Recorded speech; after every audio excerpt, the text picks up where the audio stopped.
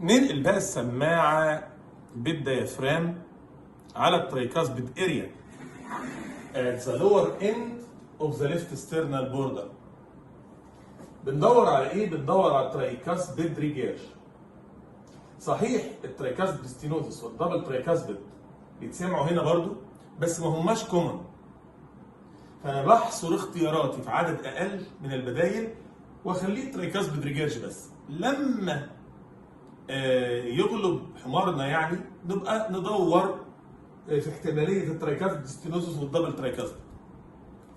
طبعا الترايكاسبيد ستينوزس زي الميترال ستينوزس بالظبط، والدبل ترايكاسبيد زي الدبل ميترال بالظبط، والترايكاسبيد ريجيرج زي الميترال ريجيرج بالظبط، بس الفرق ان هم بيزيدوا لما العيان ياخد نفس. الصوت يعلى لما العيان ياخد نفس نتيجه زياده الفينس ريتيرن على الرايت سايد طبعا بالذات. ولما ترايكاسبيد ريجيرج يعلى مع النفس الحكايه دي سموها كارفيلو ساين. صوته عامل ازاي الترايكاسبيد ريجيرج؟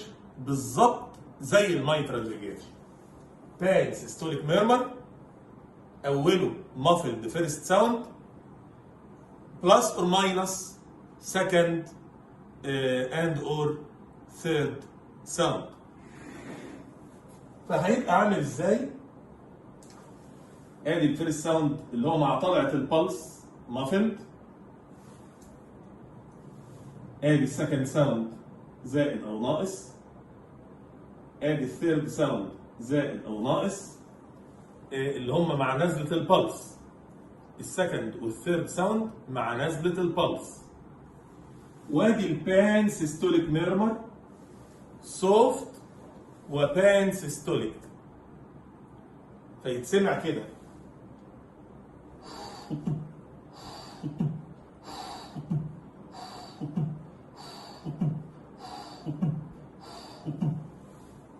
لو السكند والثيرد مش مسموعين هيبقى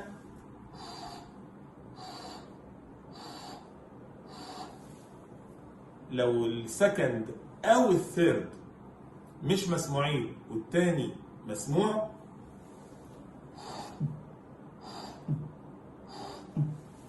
المهم ايه الحاجه اللي موجوده؟ سوفت بان سيستوليك ميرمر وفي اوله مافلد فيرست ساوند،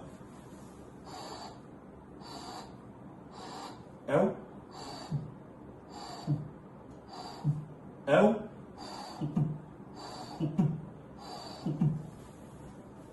ده الترايكاسبيد ريجيرج.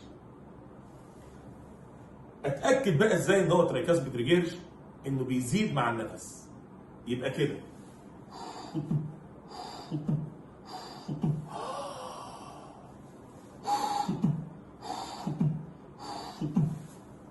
بيزيد مع النفس. طيب افرض الترايكاسبيد ريجيرج نوت انكريزد مع النفس، افرض انه ما زادش مع النفس. ايه الاحتمالات؟ اول احتمال انه يكون مش ترايكاسبيد ريجيرج، ده يكون بروباجيشن من تشخيصات اخرى بتبقى بان سيستوليك برضه بس في اماكن تانية. بروباجيشن من الميترال ريجيرج. هتقول يا دكتور انت مش قلت الميترال ريجيرج بيبروباجيت الاكزيلا؟ اولا في نوع من الميترال ريجيرج بيبروباجيت ميديالي ناحيه الترايكاسبيد كده اسمه بوستيريور ليفلت ميترال ريجيرج. ثانيا الاكزيلا ده المين بروباجيشن، ده اكتر بروباجيشن، هو تاني اعلى انتنستي، لكن ممكن يبروباجيت في اي مكان لو عالي. والاحتمال الثاني يكون بروباجيشن من في اس دي. الفي اس دي بتتسمع على الليفت باراسترنال اريا وبان سيستوليك برضه. يبقى قد يكون بروباجيشن من مايترال ريجيرج وبروباجيشن او بروباجيشن من في اس دي، وعشان كده معليش مع النفس. طب هعرف ازاي يا دكتور؟ هتلاقي ان الميرمر اعلى على الايبكس لو مايترال ريجيرج، واعلى على الليفت باراسترنال اريا لو في اس دي. طيب هل ممكن يكون ترايكاسبيد ريجيرج فعلا مش بروباجيشن يعني ومع ذلك ما بيعلاش مع النفس؟ ايوه لو عندي رايت فنتريكولار فيلير، هنا الرايت فنتريكل بيبقى مليان دم على اخره لانه ما فضلش، فضغطه عالي، فمش قادر يستوعب الدم زياده مع النفس، فمعليش مع النفس. طب في الحاله دي هكتشفه ازاي بقى ترايكاسبيد بريجاج ده؟ عن طريق حاجه اسمها البريفرال ساينز اوف ترايكاسبيد بريجاج، اللي هي systolic expansion of the neck veins او systolic hepatic pulsation. يعني ايه الكلام ده؟ مش الميترال، مش الترايكاسبيد ريجيج ده بان سيستوليك ميرمر؟ يعني الدم بيرتجع من الرايت فنتركل للرايت اتريوم اثناء السيستول. طيب اثناء السيستول الدم يرتجع من الرايت فنتركل للرايت اتريوم، يروح فين بعد كده؟ يطلع للسوبيرو فينا كيفا يكسباند النيك فينز، وده اسمه سيستوليك اكسبانشن اوف ذا نيك فينز، وينزل للانفيرو فينا كيفا يكسباند الهيباتيك فينوس درينج، فتلاقي الليفر يبلسيت اثناء السيستول، يتسمى سيستوليك هيباتيك بالسيشن. الحاجتين دول يعرفوني ان عندي ترايكاسبيد ريجيرج، حتى لو ما سمعتش الميرمر بتاع الترايكاسبيد ريجيرج، او حتى لو سمعته بس معليش مع النفس بسبب ان عنده رايت فنتريكولار فيلير مثلا. طيب ننقل بقى السماعه على الفيرست والسكند اورتيك اريا. الفيرست اورتيك اريا ده اعلى مكان بيتسمع عليه الاورتيك ستينوز، والسكند اورتيك اريا ده تاني ده اعلى مكان بيتسمع عليه الاورتيك ريجيرج. لكن عشان بيسمعوا في بعض، لما احط السماعه على الفيرست اورتيك اريا احط ثلاث احتمالات: اورتيك ستينوزس او اورتيك ريجيرج او دبل اورتيك. ولما احط السماعه على السكند اورتيك اريا برضه احط نفس الثلاث احتمالات: اورتيك ستينوزس، اورتيك ريجيرج، دبل اورتيك. بل ان الاورتيك ستينوزس احيانا يتسمع اعلى على السكند اورتيك اريا لو هو السب فالفيولار ستينوزس، لان الاورطه جايه كده، فلو الضيق تحت الصمام زي السب اورتيك ممبرين او الهوكم هيتسمع هنا. انما الاصل ان الاورتيك ستينوزس بيتسمع على الفيرست اورتيك اريا ويبروباجيت للرايت كاروتيد، بينما الاورتيك ريجيرج بيتسمع على السكند اورتيك اريا ويبروباجيت اكتر حاجه للايبكس. فتعالوا نشوف صوت الاورتيك ستينوزس عامل ازاي. الفيرست ساوند بيتسمع مع الطلعه في الاول،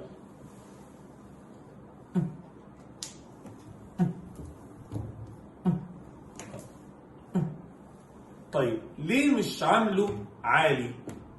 وليه مش رسمه كبير؟ لان ده مش مكانه، مكانه على الايبكس والترايكاسبيد، انما احنا هنا على الاورطه. وبعدين اسمع الميرمر هارش وايجكشن ميد سيستوليك، هارش وايجكشن ميد سيستوليك، يعني اسمع كده ما هوش زي البان، ده البان، انما الايجكشن ميد سيستوليك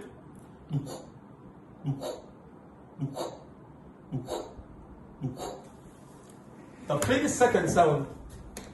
السكند ساوند غالبا مافلد، اللي هو السكند ساوند اللي مع الناس ده مافلد اورتيك كومبوننت اوف ذا سكند ساوند.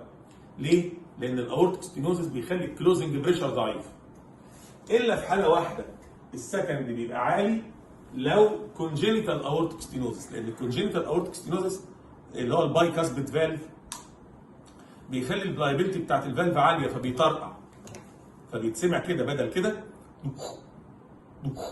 هيتسمع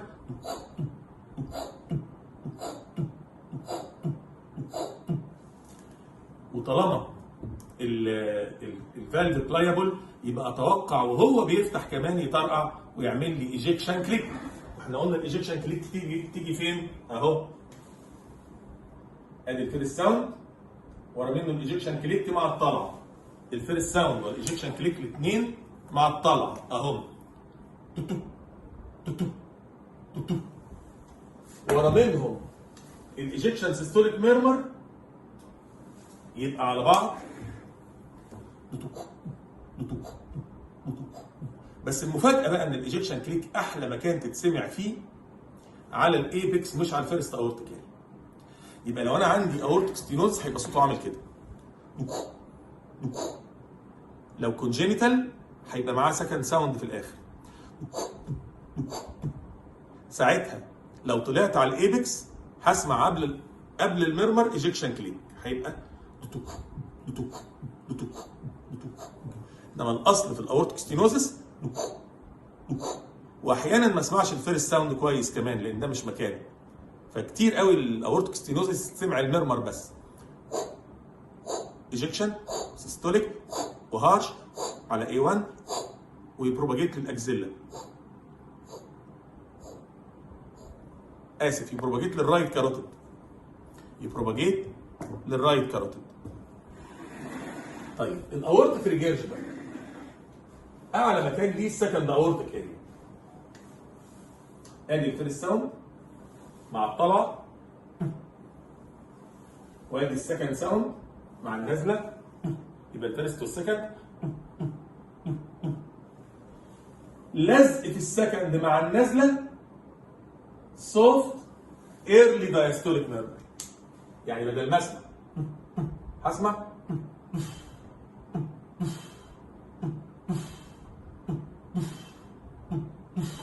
اهو. حط السماعه على السكند اورتيك اريا فاسمع كده. فيرست سكند وايرلي دايستوليك سوفت ميرمر.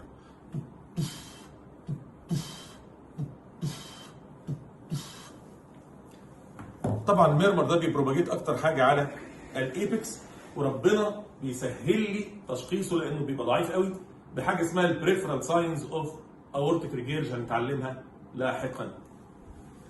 طب الدبل اورتيك بقى نسمعه ازاي؟ ركب ده على ده. خلي بالكم السكند ساوند في الاورتيك ريجيرج بيبقى نورمال، الا لو سيفير بيبقى مافلد. يبقى السكند ساوند يا نورمال يا مافلد لو سيفير اورتيك ريجيرج.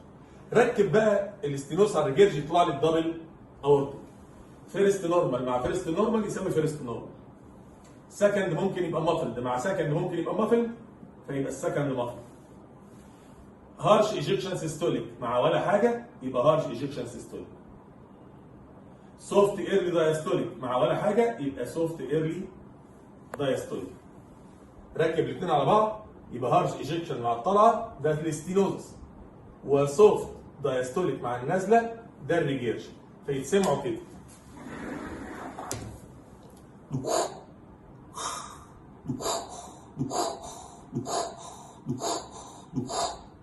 هارش سيستوليك اورتيك ستينوزس، سوفت دايستوليك اورتيك ريجيرج.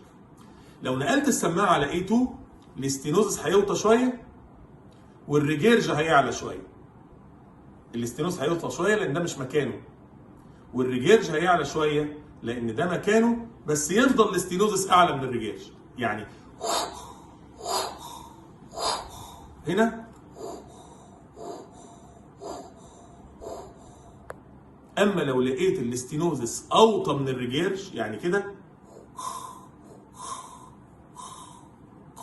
يبقى الاستينوزس ده مش استينوزس حقيقي، ده فانكشنال ريلاتيف، لان الكميه اللي رجعت الكبيره قوي في الاورتيك ريجيرج بتضاف الى الفيلنج الطبيعي، فالستروك فوليوم بيبقى كتير، فالاورتيك فالف نسبيا بيبقى ضيق، لكن هو مش ضيق بجد.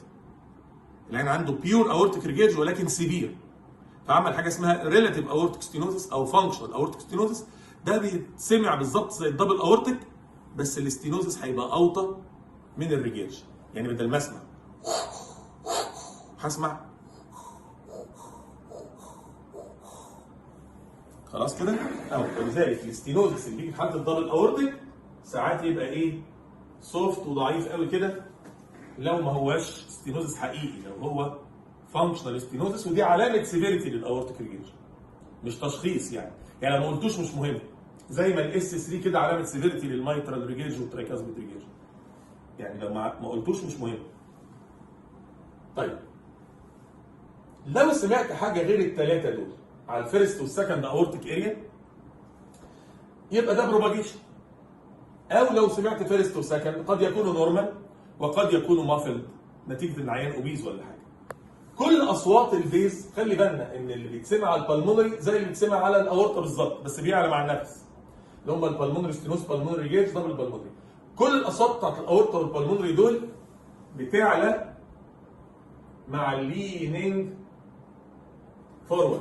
يعني ايه؟ يعني لو العيان مال لقدام كده المرمر يعلى، المرمر يعلى. يبقى الابيكال ميرمر بتزيد في الليفت لاترال بوزيشن، والبيزال ميرمر بتزيد في الليننج فورورد بوزيشن. هنقل بقى على البلمونري اريا. البلمونري اريا ممكن نسمع عليها بالمونري ستينوزس او بالمونري ريجيرج او دبل بالمونري، زي بتوع الاورطه بالظبط بس بيعلوا مع النفس. لكن دول حاجات مش كومن قوي تنزل لك، انما اهم حاجه تنزل لك فعلا هي البلمونري هايبرتنشن. البلمونري هايبرتنشن بعرفه ازاي؟ ان السكند ساوند عالي على البلمونري اكتر ما هو عالي على الاورطه. فاولا عالي، ثانيا اعلى من اللي على الاورطه. ساعتها اقول ده accentuated pulmonary component of the second sound. يعني اسمع كده، السماعه على البلمونري وعلى الكاروتيد اهو. مين اللي عالي؟ اللي مع النازله. عالي فين؟ على البلمونر اريا. طب لو نقلت السماعه على الاورتيك اريا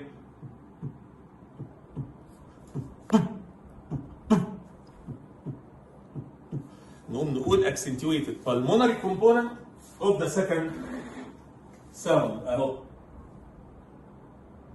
second sound مع النازله عالي accentuated pulmonary component of second sound، انما الفيرست ضعيف طبعا لان ده مش مكانه. احيانا البلمونري هايبرتنشن هيبقى معاه functional pulmonary stenosis او functional pulmonary regurg. ودي علامات سيفيريتي. يعني ايه؟ يعني الاقي البلمونري هايبرتنشن كده،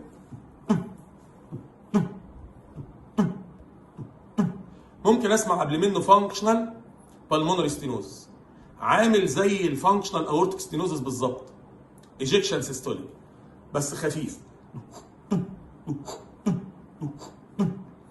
وساعات اسمع بالمونري ريجيرج عشان البلمونري هايبرتنشن بيدايليت البلمونري رينج، فاسمعه زي الاورتيك ريجيرج بالظبط، سوفت وايرلي دايستوليك. يعني بدل اسمع وساعات اسمع الاثنين، فانكشنال بالمونري ستينوزس سيستوليك وفانكشنال بالمونري ريجيرج دايستوليك. يبقى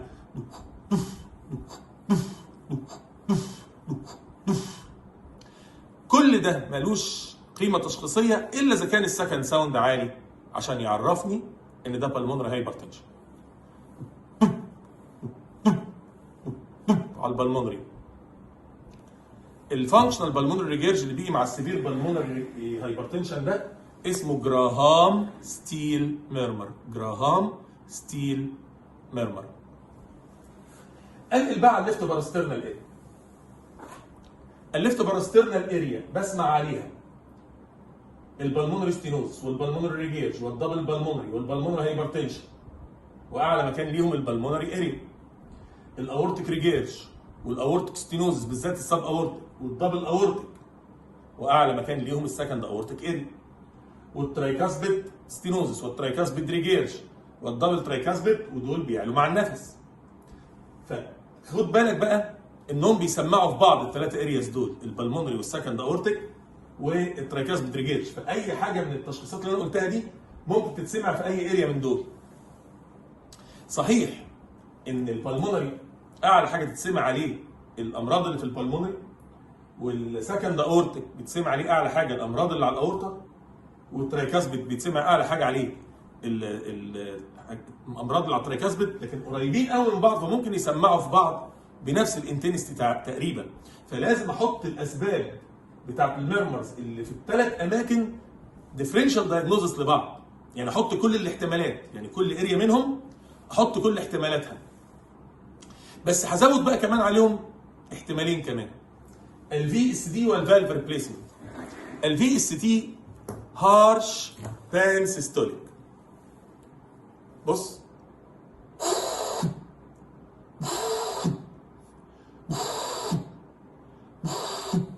ده الدي اس دي، ويبروباجيت كونسنتريك يعني من جوه لبره كده.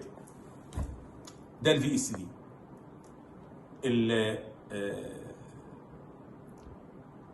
ايه تاني بان سيستوليك بيتسمع في الحته دي؟ البروباجيشن بتاع الترايكاسبيد ريجيرش، بس ده بيعلى مع النفس ومعاه بريفرال ساينز. والبروباجيشن بتاع الميترال ريجير بالذات لو بوستيريور ليفلت بيسمع على جوه. بس الفيز دي ميزوا عنهم انه هارش. طيب الحاجه اللي بعد كده هي الفالف ريبليسمنت. لو واحد مغير صمام مترالي بنشيل الميترال فالف نرميه ونحط مكان منه صمام حديد. طالما رمينا الصمام المترالي يبقى الفيرست ساوند مش هيتسمع، وهيتسمع بدل منه قفله الصمام الحديد. فاسمع ميتاليك كليك بدل الفيرست ساوند. يعني ايه بدل الفيرست ساوند؟ يعني مع طلعه البلس. اما لو غير صمام اورطه هسمع الميتاليك كليك بدل السكند ساوند، يعني مع نزله البلس برضه بتسمع بنفس الطريقه. لو مغير الصمامين هسمع الميتاليك كليك مع الطلعه ومع النزله. فالاورتيك فالف ريبليسمنت، الميترال فالف ريبليسمنت يتسمع كده.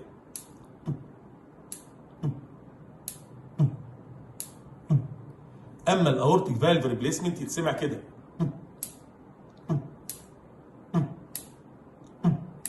دبل فالف ريبليسمنت يتسمع كده.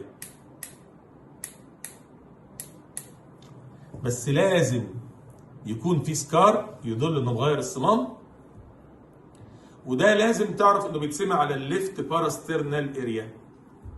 اعلى مكان ليه الليفت باراسترنال اريا، مش الميترال على الايبكس والاورتيك على الاورت، لا بيتسمعوا اعلى حاجه على الليفت باراسترنال اريا. يبروباجيت بقى على الايبكس وبروباجيت على الاورتيك اريا، بس ما يبقاش اعلى انتنستي ليه. يبانوا كده كانهم اكسنتويتد ساوندز.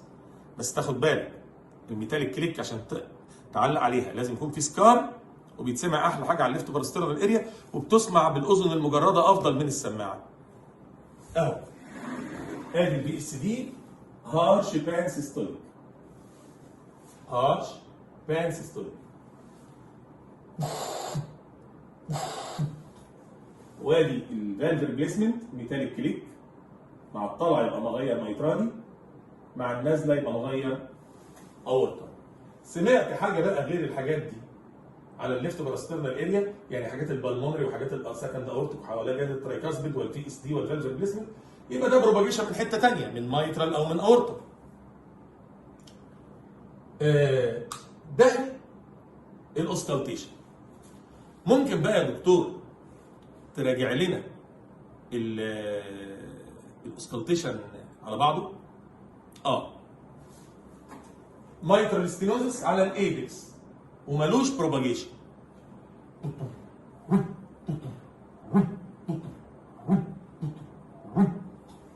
وبيزيد مع الاكسرسايز. في منه نوع سايلنت بدون مرمر.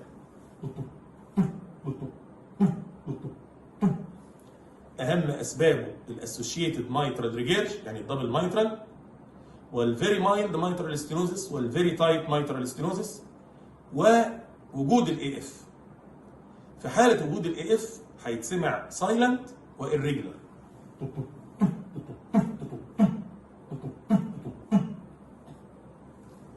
طيب المايترال ريجيرش يتسمع سوفت بان سيستوليك، ماكسيمالي على الايبكس وبيبروباجيت مينلي على الاكزيلا. اوله مافلد فيرست واخره سكند وثيرد مع النازله بلس اور ماينس.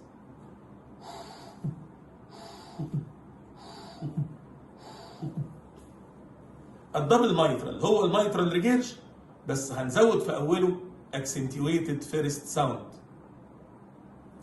يعني بدل هيبقى وساعات يبقى معاه دايستوليك رامبل.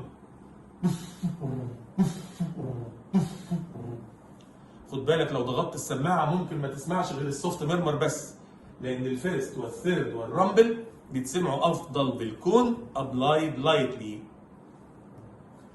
كل اصوات الايبكس دي بتزيد في الليفت لاترال بوزيشن، ولو اي واحده منهم معاها اي اف هتلاقي الريزم irregular والفيرست فاريبل بيعلى ويوطى، والبري سيستوليك اكسنتويشن بتاع المايترال ستينوزس تختفي، ولو في اس 3 يروح ويجي. نقلنا السماعه على الترايكاسبيد، بندور على ترايكاسبيد ريجيرج زي المايترال ريجيرج بس بيعلى مع النفس.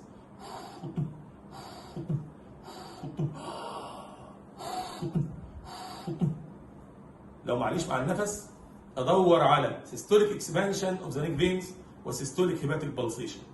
لقيتهم يبقى ترايكاسبيد ريجيرج برضه رغم انه معليش مع النفس. ما لقيتهمش يبقى ده غالبا بروباجيتد من مايترال ريجيرج، ساعتها هيبقى اعلى على الايركس، او من في اس دي ساعتها هيبقى اعلى على الليفت باروسترنال اريا.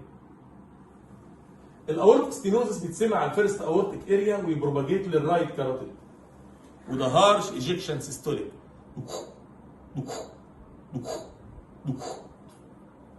لو سمعت معاه سكند ساوند ده غالبا باي كاسبيد فالف كونجينيتال اورتيك ستينوزس يعني، وساعتها لو طلعت على الايبكس هسمع ضربه مزدوجه مع الطلعه اللي هي الايجكشن كليك.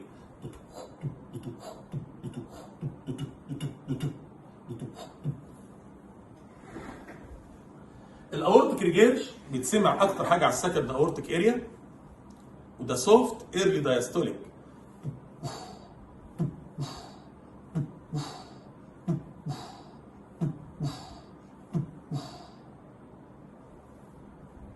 كويس؟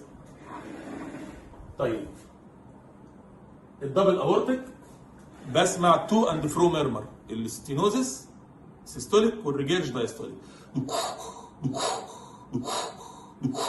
لو نقلت السماعه على A2 الاستينوز يقل شويه والريجيرج يعلى شويه، لكن يفضل الاستينوزس اعلى من الريجيرج.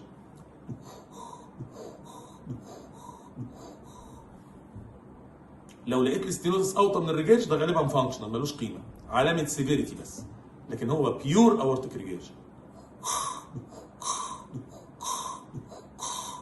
ده بيور ريجيرج مع فانكشنال ستينوز، يعني بيور ريجيرج مش دبل اورتيك. الدبل اورتيك لازم الاستينوز يبقى اعلى. في حاجه اسمها البريفرال ساينس باورتيك ريجيرج بتسهل تشخيص الاورتيك ريجيرج. لو نقلت بقى السماعه على البلمونري بدور بس على بالمونري هايبرتنشن اللي هو accentuated pulmonary component of second sound مع النزله عشان اقول عليه سكند، والاقيه اعلى منه على الاورطه عشان اقول accentuated pulmonary component of second sound. لو سيفير ممكن اسمع قبل منه ejection murmur بتاع functional pulmonary stenosis وده مع الطلعه طبعا، او بعد منه early diastolic soft murmur اللي هو functional pulmonary regurg وده يتسمى جراهام ستيل ميرمر، او الاثنين. على الليفت باراسترنال اريا ممكن اسمع في اس دي بان سيستوليك هارش،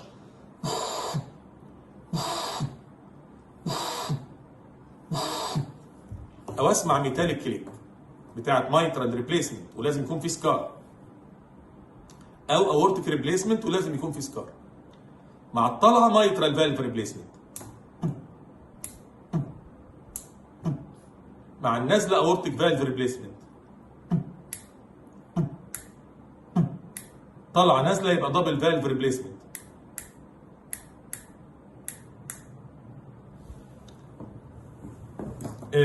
ده الاوسكالتيشن بتاع الهارت. فطبعا الرسمه اللي على السبوره دي تتحفظ يعني بالفوتوجرافيك ميموري عشان تقدر ان انت تذاكرها من الكتاب او من الورق اللي انت هترسم فيه، وتحول كل رسمه لصوت في خيالك تحفظه صم عشان لما تلاقي زيه تشخص بالطريقه اللي قلناها في الاول. وشكرا.